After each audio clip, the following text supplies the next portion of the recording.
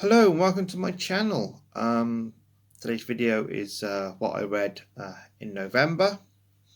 In November I read 10 books. I had 2 5-star books, 3 4-star, 3 3-star and 2 2-star books. So let's take a look at them, shall we?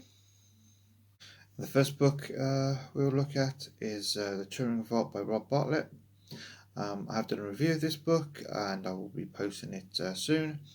But just to let you know, it's a kind of a fun sci-fi, and I've given it 4 stars. The next book I read is Heart-Shaped Box by Joe Hill. This is probably my favourite Joe Hill book. It's a really good horror. Follows an aging rocker who likes to buy weird and macabre items, and he buys a ghost online, and all the horrible things that you would think would happen if you did that happen.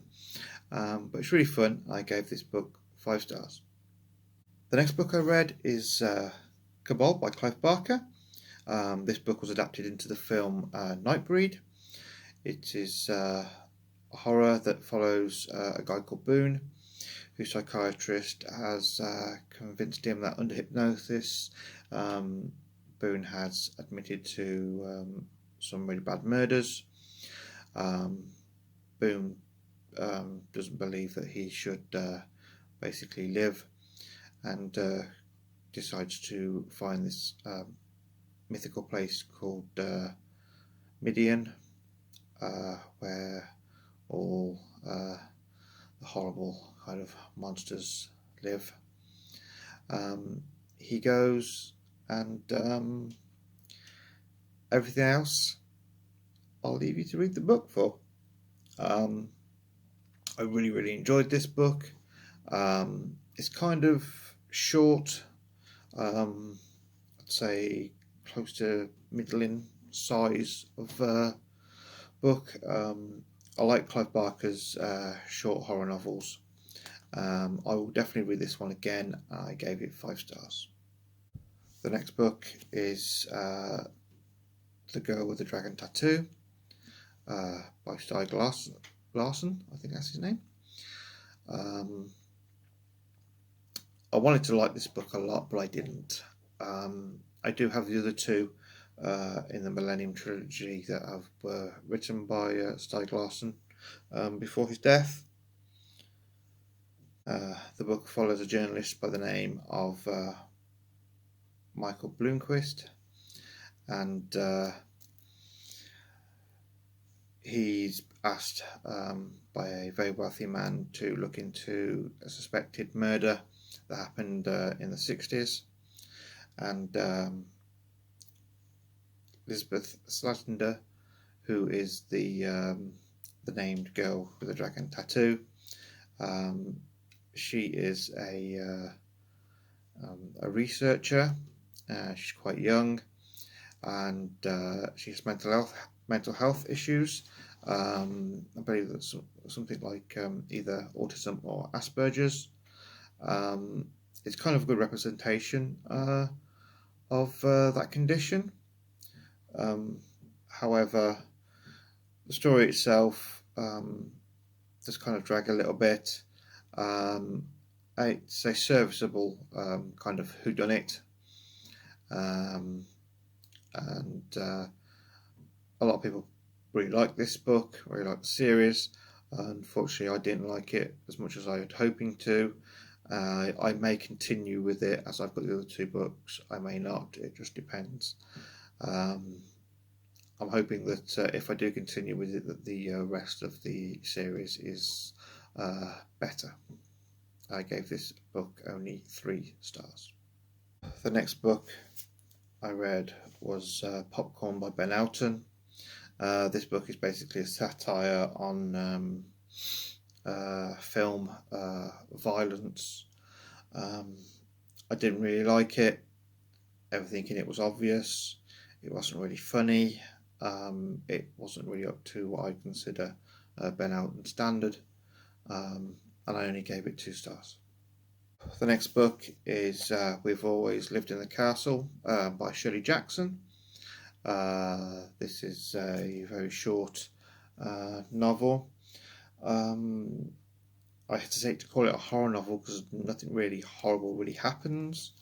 It follows two sisters that live in a house together with their ill uncle. The girls are rather strange and are looked at as strange by the people in the village where they live. The aforementioned castle isn't really a castle. It's kind of just like a middle to slightly large house. What happened is that a few years before, the rest of the family died, leaving only the two sisters. The oldest sister, Constance, was suspected of murdering the family, poisoning them, but she was kind of let off for lack of evidence. The younger sister's name is Mary Catherine, but everyone calls her Mary Cat. She is she's the really weird one. A lot of the book follows her. I won't kind of spoil it for you. I really wanted to like this book, but I didn't like it as much as I thought I would. Not really much happens, really. It just all centres around two girls and basically their strangeness. And I only gave it 3 stars. The next 2 books are by the same author.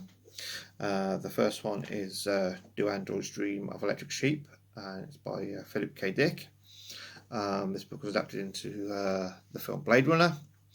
I've read this book numerous times, and unfortunately I like it less every time I read it, to be fair. And to be honest, I don't know why. If you've not read this book before, you might really enjoy it. It is it's a really good story, but I think it's because I know the story so well that it kind of bores me, really, and I only gave it 3 stars. Before I had it at 4 stars, but yeah, I've dropped it to 3. And the next book by Philip K. Dick is The Man in the High Castle. I really didn't like this book at all because bugger all happens in it. It follows these people about their everyday life in a alternate America where the Nazis won the Second World War, but it follows different groups of people that are all slightly connected, but nothing really happens. It's kind of like a setup for a kind of better story. This could be like part 1 of a 3-part bigger novel, really, that could really go into something fantastical, but it doesn't. It's boring as hell, and I only gave it 2 stars. And the final 2 books are also by the same author. Inferno and Origin by Dan Brown. Inferno, these carry on the adventures of Robert Langdon.